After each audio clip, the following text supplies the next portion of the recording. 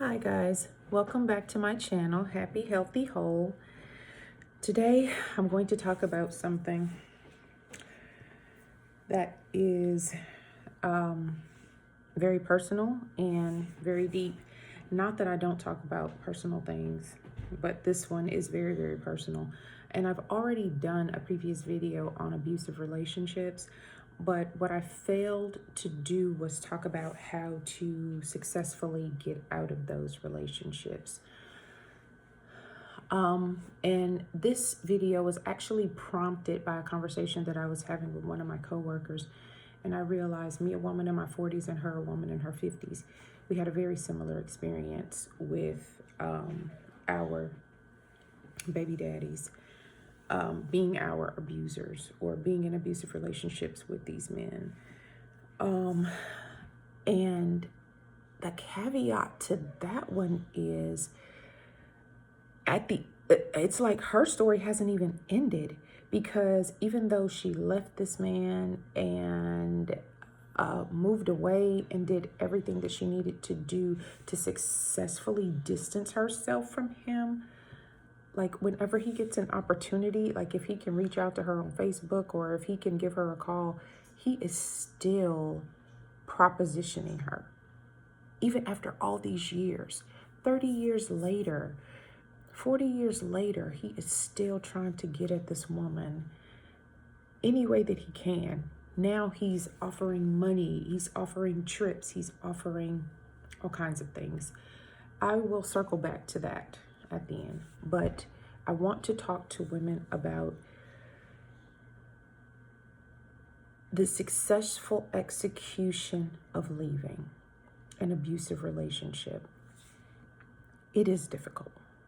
I'm not going to sit here and act like it's a simple task and all you have to do is just get up and do it. I know that it's difficult. I've been there, okay? So I'm not making light of this at all. But the first thing you have to do is prepare yourself. You have to prepare yourself to leave. You cannot be telling him or her that you're planning to leave, because men are abused as well. And we don't talk about that enough in this world, I guess because the percentage is a lot lower, but men are abused in marriages as well. But so this is for anybody in a domestic violence type of situation. Start to plan your exit. Now, planning your exit might mean you may have to quit your job. You're definitely going to have to leave your home. If you don't have the type of job that you can quit, or, it's a career type of thing, then you're definitely going to have to get some paperwork in place to where if this man is showing up on your job, you can call the police and have some action taken. Okay? But the first thing is to prepare. The second thing is to get other people in on it. You're going to have to tell somebody. A lot of times we're so ashamed and so embarrassed by what's happening to us that we try to hide it.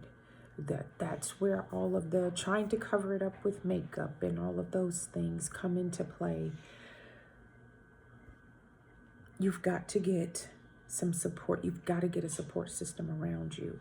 But I will say this: do not incorporate those other people into the situation until you are ready to walk out that door. Because I will say this, the mistake that I made was I prematurely left. And I went to a friend of mine and I told her everything. But the next day I came home.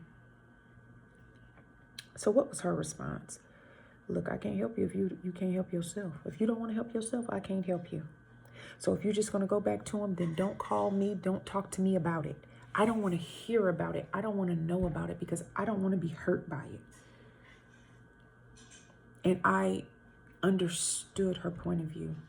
I understood even then in it. I was like, she's right. Why would I go through all of that pack me a bag and leave in the middle of the night so he wouldn't know where I was and be gone for just 2 days and end up coming back home. So when I say develop a plan, you've got to develop a plan that will not get you back at that house in the next week or so. You've got to start slowly doing things, okay? Because it's something that takes time. It's not, some people can just run. They may be out of state. And another thing I'll say, if your abuser have moved you away from all of your family and everything, a lot of times that is the sign, one of the big signs of an abuser is they will want you away from your support group. They want you away from your family. They want you away from your friends. So in that instance, a lot of times you can just go home.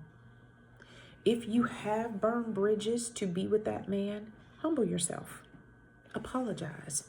Let them know that you were wrong and they were right. And I'm pretty sure if they really love you, they'll be willing to help you get out of that situation. But if you can't leave your job and you can't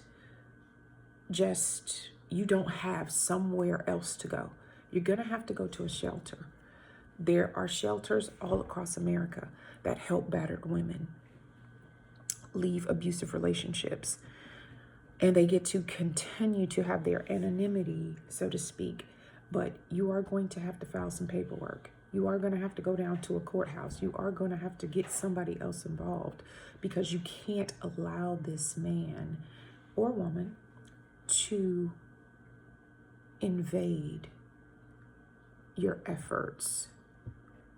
You understand what I mean? You can't let them continue to intimidate you even away from them, is what I mean. Okay? So it's a very, very touchy subject. I know.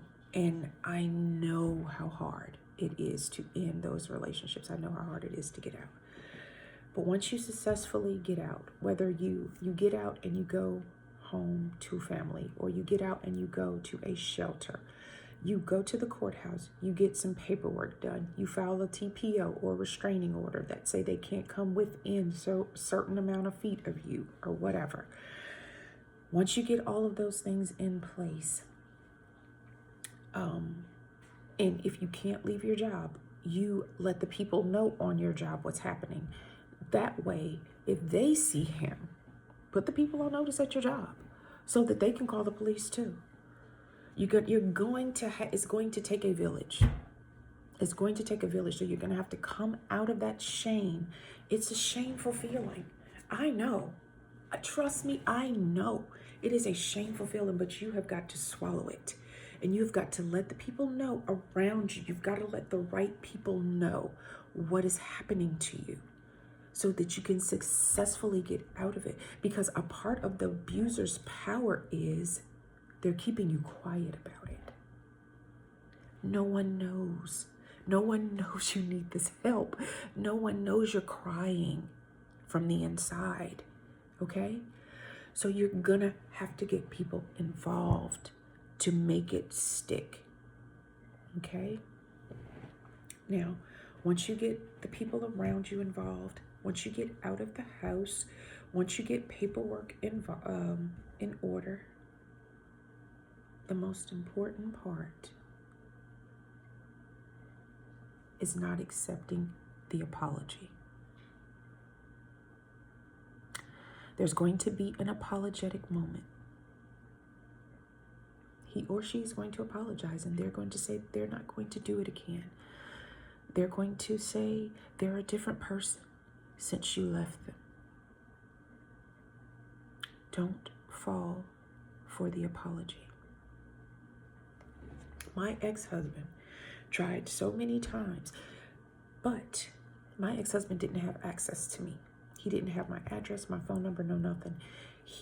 I dropped my son off to my mother, and my mother was the go-between, and he would pick him up from my mother's home. I had no interaction with him. Once I was done, I was done. But that didn't stop him from trying to make attempts. That didn't stop him from trying to be at my mother's house when he thought I might be dropping my son off. It didn't stop him from making comments to my mama and saying, you know, hey, you think she'll call me? Tell her to call me. I just want to talk to her. Or tell her, you know, maybe we can meet. I just want to meet with her. I just want to talk to her. That went on for years. I did not give the devil the foothold, as they say. I didn't give him a foothold. I did not allow him to give me the apology that he thought would make everything all right. Because that apology is their way back in. No abuser is sorry for abusing you. No abuser is sorry for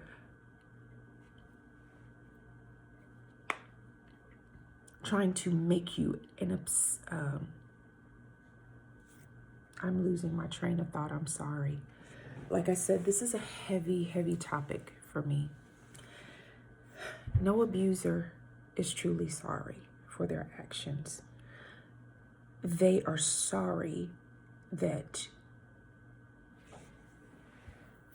you failed them out. They were sorry that you saw what they were trying to do. They are sorry that they couldn't pick up on what you were trying to do before you actually did it.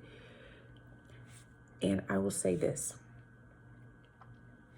Going back to what I started off saying about my coworker, she's in her 50s, and this man is still trying to throw that, I'm sorry, I'm a different person. Just give me another chance at her. Don't accept that. Forgive them. Forgive them. Yes, forgive them, but forgive them from over there. Okay? Forgive them from across the way. Forgiveness does not have to incorporate a sit down. It doesn't have to incorporate a conversation directly with the person. Forgive them, move on so that you can be whole elsewhere. So that you can be whole elsewhere. But do not get into that, oh, okay, yes, I understand. Yes, I know you're sorry.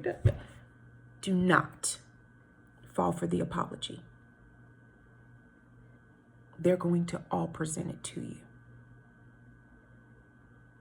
It's just a way to get their way. Okay? So don't even indulge in it. If you can get you a go-between, like if you've got kids with them, if you can get you a go-between like I had with my mother, get you a go-between, and then you don't even have to talk to them. You don't even have to be involved with them. To this day, I haven't even seen my ex-husband.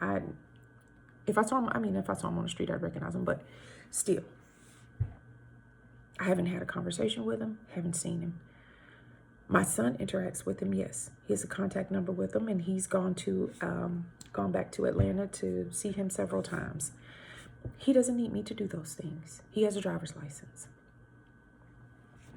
And if he was truly over it, and if he was truly not still harboring something about it, like when me and my son left to go overseas, I'll tell this one story, and then that's going to be it.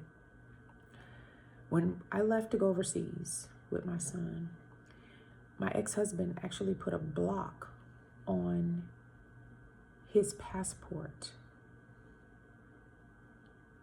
because he said that I kidnapped my own child. This was years.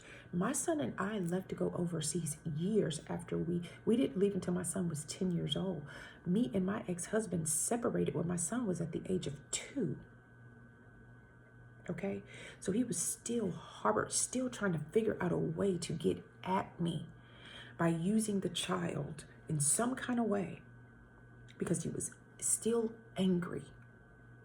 He's still hurt that I was able to get away. So come up with a plan. Start to slowly implement your plan.